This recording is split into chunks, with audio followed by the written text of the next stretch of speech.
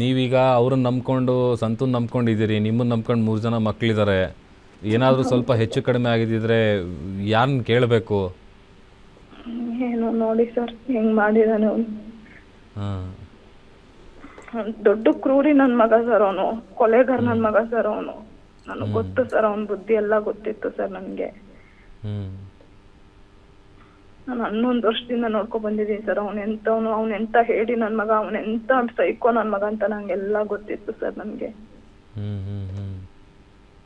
ಅದೇ ಬಟ್ ಯಾರು ನಂಬಲಿಲ್ಲ ಸರ್. ಅವನು ಈ ತರ ಎಲ್ಲ ಮಾಡಿದಾನೆ, ಈ ತರ ಇಲ್ಲ ಅಂತ ಹೇಳಿದ್ರೆ ಯಾರು ನಂಬಲಿಲ್ಲ ಸರ್ ನನ್ನ ಮಾತು. ಅದು ಇವಾಗ ಎಲ್ರಿಗೂ ಗೊತ್ತಾಗ್ತಿದೆ ಅನ್ಕೊಂತೀನಿ ಸರ್ ನಾನು.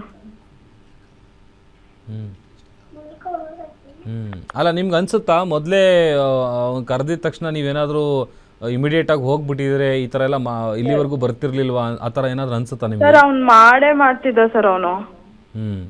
ನನಗ್ ಗೊತ್ತಿತ್ತು ಸರ್. ಅವನ್ಗೆ ಎಂಟಿ ಬೇಕು ಅಂದಿದ್ರೆ ಅವ್ನು ಇಷ್ಟು ಸೋಷಿಯಲ್ ಮೀಡಿಯಾದಲ್ಲೆಲ್ಲೂ ಪಬ್ಲಿಕ್ ಮಾಡ್ತಿರ್ಲಿಲ್ಲ, ಏನು ಮಾಡ್ತಿರ್ಲಿಲ್ಲ ಸರ್ ಅವನು. ಅವನ್ಗೆ ಹೆಂಗಾದ್ರು ಮಾಡಿ ಇವಳು ಮಾನ ಮರ್ಯಾದೆ ತೆಗ್ದು ಇವಳು ಏನಾದ್ರು ಒಂದ್ ಗತಿ ಮಾಡ್ಬೇಕು ಅಂತಾನೆ ಸರ್ ಅವ್ನು ಅವಾಗಿಂದಾನು ಪ್ಲಾನ್ ಮಾಡ್ಕೊಂಡು, ಅದೇ ಸರ್ ಪ್ಲಾನ್ ಅವ್ನು ಇದ್ದಿದ್ದು. ಅವ್ನು ಹೆಂಗಾದ್ರು ಮಾಡಿ ಇವಳು ಮಾನ ಮರ್ಯಾದೆ ತೆಗಿಬೇಕು, ಇವಳನ್ನ ಹೆಂಗಾದ್ರು ಮಾಡಿ ಕೊಲೆ ಮಾಡ್ಬೇಕು, ಸಾಯಿಸ್ಬೇಕು ಅಂತಾನೆ ಸರ್ ಅವ್ನ ಮೈಂಡಲ್ಲಿ ಇದ್ದಿದ್ದು. ಎಲ್ಲ ಕಂಪ್ಲೀಟ್ ಟೋಟಲ್ ಡ್ರಾಮಾ. ಚಿನ್ನಿ ಅಂದಿದ್ದು, ಮುದ್ದು ಅಂದಿದ್ದು, ನಿನ್ನ ಫ್ಲೇವರ್ ಅಂದಿದ್ದು. ಹೌದೌದು ಸರ್, ಎಲ್ಲ ಸುಳ್ಳೆ ಸರ್. ಆಮೇಲೆ ಕುಡಿದ್ರೆ ತಲೆ ಸರಿ ಇರಲ್ಲ. ಹೌದೌದು ಸರ್, ಕುಡಿದ್ರೆ ಅವ್ನ ಮನುಷ್ಯನೇ ಅಲ್ಲ ಸರ್ ಅವನು. ಈಗ ಮನೇಲಿ ಒಬ್ಬನೇ ಇರೋದಾ ಮಂಜು? ಹೇಗೆ? ಹಾ ಸರ್, ಈಗ ಮನೇಲಿ ಮಂಜು ಒಬ್ಬರೇ ಇರೋದು, ಅವ್ರ ಜೊತೆ ಯಾರಿಲ್ಲ ಅಲ್ಲ? ಗೊತ್ತಿಲ್ಲ ಸರ್, ಇವಾಗ ಯಾರು ಇಲ್ಲ ಸರ್. ನಾವ್ ಇಲ್ಲಿ ಬಸಂಪುರದಲ್ಲಿ ಸಪ್ರೇಟ್ ಆಗಿ ಇದ್ದಿದ್ದು. ಆಮೇಲೆ ಈಗ ಮಂಜು ಕಣ್ಣೀರು ಹಾಕ್ತಾ ಇರೋದಕ್ಕೆ ಎಲ್ರದ್ದು ನಿಮ್ಮದೇ ತಪ್ಪು ಅಂತೇಳಿ ಸೋಷಿಯಲ್ ಮೀಡಿಯಾದಲ್ಲೆಲ್ಲ ಒಂಥರ ಅದ್ರ ಬಗ್ಗೆನೇ ಮಾತಾಡ್ತಾ ಇದ್ರು. ಈಗ ಅವನ ಕಣ್ಣೀರ್ ಮುಂದೆ ನಿಮ್ಮ ಕಣ್ಣೀರು ಗೊತ್ತಾಗ್ತಾ ಇರಲಿಲ್ಲ, ಎಲ್ಲರೂ ನಿಮ್ಮದೇ ತಪ್ಪು ಅಂತ ಅನ್ಕೊಂತಿದ್ರು. ಅವ್ರಿಗೆ ಏನು ಹೇಳ್ತೀರಿ ನೀವು? ಹೌದೌದು ಸರ್,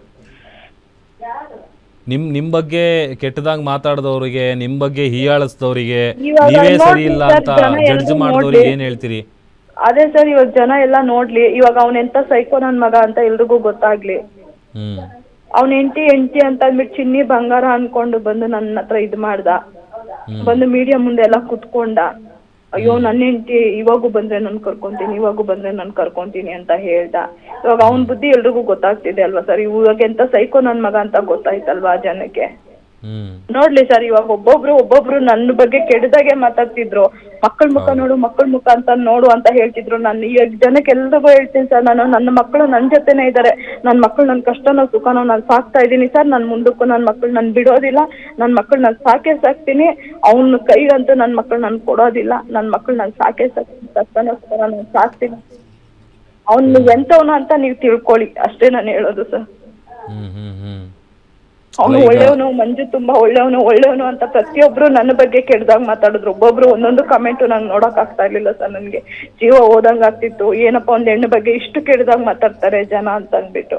ಮಂಜು ಬಗ್ಗೆ ತುಂಬಾ ಒಳ್ಳೇದ್ ಮಾತಾಡಿದ್ರು. ಇವಾಗ ಮಂಜು ಎಂತವನು ಅಂತ ಅಂದ್ಬಿಟ್ಟು ಪ್ರತಿಯೊಬ್ಬರಿಗೂ ನೋಡ್ಲಿ, ಗೊತ್ತಾಗ್ಲಿ ಸರ್. ನನ್ನ 3 ಜನ ಮಕ್ಕಳು ನನ್ನ ಹತ್ರನೇ ಇದ್ದಾರೆ.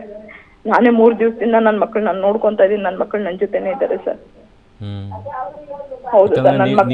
ನೀವೇ ಇಂಪಾರ್ಟೆಂಟ್. ಈಗ ನೀವಿದ್ರೆ ಮಕ್ಕಳ ಭವಿಷ್ಯ. ಈಗ ನೀವೇ ಇಲ್ಲ ಅಂತ ಅಂದ್ರೆ ಪಾಪ ಮಕ್ಕಳು ಯಾರನ್ನ ನೆಚ್ಕೊಂಡಿರ್ಬೇಕಾಗುತ್ತೆ ಆಮೇಲೆ. ಹೌದು ಸರ್, ಅದಕ್ಕೆ ನನ್ನ ಮಕ್ಕಳು ನಾನು ನೋಡ್ಕೊಂತಾ ಇದೀನಿ ಸರ್. ನನ್ನ 3 ಮಕ್ಕಳು ನನ್ನ ಜೊತೆ ಇದ್ದಾರೆ. ಅಲ್ಲ, ಈಗ ಒಂದು ಈಗ ಕರ್ಕೊಂಡ್ಬಂದು ಮನೇಲಿ ಇಟ್ಕೊಂಡಿದ್ದಕ್ಕೆ, ಈಗ ನೀವು ಬಂದಿದ್ದಕ್ಕೆ, ಮನೇಲಿ ಜಾಗ ಕೊಟ್ಟಿದ್ದಕ್ಕೆ ಈಗ ಇವತ್ತು ಅಟ್ಯಾಕ್ ಮಾಡಿದ್ದಾನೆ. ಮತ್ತು ನಾಳೆ ದಿವಸ ಏನಾದರೂ ಹೆಚ್ಚಿಗೆ ಮಾಡ್ಬೋದು, ಜಾಸ್ತಿ ಆಗ್ಬೋದು. ಇದೆಲ್ಲ ಯಾಕೆ ಬೇಕಿತ್ತಪ್ಪ, ಮತ್ತು ವಾಪಸ್ ಹೋಗು ಅಂತ ಏನಾದರೂ ಹೇಳ್ಬೋದಾ? ಆ ಥರ ಏನಾದರೂ ಅವ್ರ ಮನಸ್ಸಲ್ಲಿ ಏನಾದರೂ ಆ ಥರದ್ದು ಒಪಿನಿಯನ್ ಬಂದರೆ? ಸಂತು ಅವ್ರ ಮನಸ್ಸಲ್ಲಿ ಈ ಥರದೊಂದು ಒಪಿನಿಯನ್ ಬಂದರೆ? ಎಲ್ಲ ಆಗಿದ್ದಾದ್ಮೇಲೇನು ಅವ್ರಿಗೂ ನನ್ನ ಏನಾದ್ರು ಮಾಡ್ತಾನೆ ಅನ್ನೋದು ಒಂದು ಇದಿದೆ ಸರ್. ಮಾತು ಹೇಳಲ್ಲ ಸರ್ ಅವರು. ಯಾವುದೇ ಕಾರಣಕ್ಕೂ ಬಿಟ್ಕೊಡಲ್ಲ ನಿಮ್ಮನ್ನ? ಇಲ್ಲ ಸರ್, ಇಷ್ಟೆಲ್ಲ ಆದ್ಮೇಲೂ ಅವರು ನನ್ನನ್ನು ಬಿಟ್ಕೊಡಲ್ಲ ಸರ್. ನಾನು ಅವ್ರನ್ನ ಬಿಟ್ಕೊಡಲ್ಲ ಸರ್. ಅದೇನೇ ಆದ್ರೂ ಸರಿ ಸರ್. ನನ್ನ ಮಗ ಇದ್ದಾನೆ ಸರ್, ಬೇಕಾದ್ರೆ ಕೊಡ್ಲಾ ಸರ್? ಮಾತಾಡ್ತೀರಾ? ಬಂದೇ ಇದ್ದಾನೆ. ಕೊಡಿ ಮನೆಗೆ ಹೋದ್ರಾ ನೀವು? ಹೌದೌದು ಸರ್, ಜಸ್ಟ್ ಕೊಡಿ, ಈಗ ಕೊಡಿ. ಬಂದು ತಗೊಳ್ಳಿ ಇಂದ ಅಂಕಲ್ ಮಾತಾಡ್ತೀವಿ. ಹಲೋ ಹಲೋ ಸರ್ ನನ್ನ ದೊಡ್ಡ ಮಗ ಸರ್ ಇವನು. ಹಾಂ ನಿಮ್ಮ ಹೆಸರು? ಲಿಖಿತ್. ಓಕೆ ಏನಾಯಿತು ಹೇಳ್ಬೋದಾ? ಹೇಗೆ ನಡೀತು, ಏನಾಯಿತು, ನೀವು ಏನು ಮಾಡ್ತಿದ್ರಿ ಆಗ? ಅಪ್ಪ ಫಸ್ಟ್ ಮನೆ ಹತ್ರ ಬಂದ್ರು, ಹಾಂ ಬೆಲ್ ಹೊಡಿತಾರೆ ರೈಲ್ಸಲ್ಲಿ. ಹಾಂ ಅಲ್ಲಿ ಸಂತ ಅಂಕಲ್ ಇತ್ತು, ಹಾಂ ಸಂತ ಅಂಕಲ್ ಕಾಲ್ ಮಾಡ್ರೆ ಬರ್ಬೇಡಿ ಈಚೆಗೆ, ಮಂಜು ಬಂದವನೇ ಇಲ್ಲಿಗೆ ಅಂತ ಹೇಳ್ತಾ ಇತ್ತು. ಹಾಂ ಆಮೇಲೆ ಇಟ್ಕೊಂಡು ಹೊಡಿತಾ ಇತ್ತು beer bottle. Okay thank you. ಅಮ್ಮಂಗೆ ಕೊಡಿ. ಹಾಂ ಸರ್ ಹೇಳಿ ಸರ್. ಹೇಳಿ ಅವ್ರು. ಈಗ ಮತ್ತೀಗ ಹಾಸ್ಪಿಟಲ್ಗೆ ಹೋಗ್ಬೇಕಂತ ಈಗ ಕಂಪ್ಲೇಂಟ್ ಎಲ್ಲ ಕೊಟ್ಟಾದ್ಮೇಲೆ ಸರ್ಜರಿ ಇದೆ. ಹೌದು ಸರ್. ಈಗ ನೀವು ಹೋಗ್ತೀರಿ ಸ್ಟೇಷನ್ ಹತ್ರ? ಈಗ ಹೋಗ್ತೀನಿ ಸರ್. ಮತ್ತೆ ಅದೇ ಇವ್ರಿಗೆ ಮಕ್ಕಳನ್ನ ಒಂದ್ಸತಿ ಮಾತಾಡ್ಬಿಟ್ಟು ಹೋಗೋಣ ಅಂತ ಬಂದೆ. ಅವ್ರಿಗೆ ಧೈರ್ಯ ಹೇಳಿ, ಆಮೇಲೆ ನೀವು ಧೈರ್ಯ ಕಳ್ಕೊಬೇಡಿ, ಏನೂ ಆಗಲ್ಲ. ಈಗ ಆಲ್ರೆಡಿ ಈಗ ನೀವು ಕಂಪ್ಲೇಂಟ್ ಕೊಟ್ಟಿದ್ದೀರಿ, ಈಗ ಅವರು ಕಂಪ್ಲೇಂಟ್ ಕೊಟ್ಟಾದ್ಮೇಲೆ ಎಲ್ಲೇ ಇದ್ರು ಹುಡುಕ್ತಾರೆ, ಅರೆಸ್ಟ್ ಮಾಡ್ತಾರೆ. ಹೌದು ಸರ್, ಮಾಡ್ಲೇಬೇಕು ಸರ್. ಇಷ್ಟೆಲ್ಲ ಅವ್ನು ಮಾಡಿದಾದ್ಮೇಲೆ ಹೆಂಗ್ ಸರ್ ಸುಮ್ನೆ ಬಿಡಕ್ಕಾಗುತ್ತೆ? ಹೆಂಗ್ ಸರ್ ನಾವು ಇವಾಗ ಧೈರ್ಯವಾಗಿ ಓಡಾಡಕ್ಕಾಗುತ್ತೆ ನಾವು?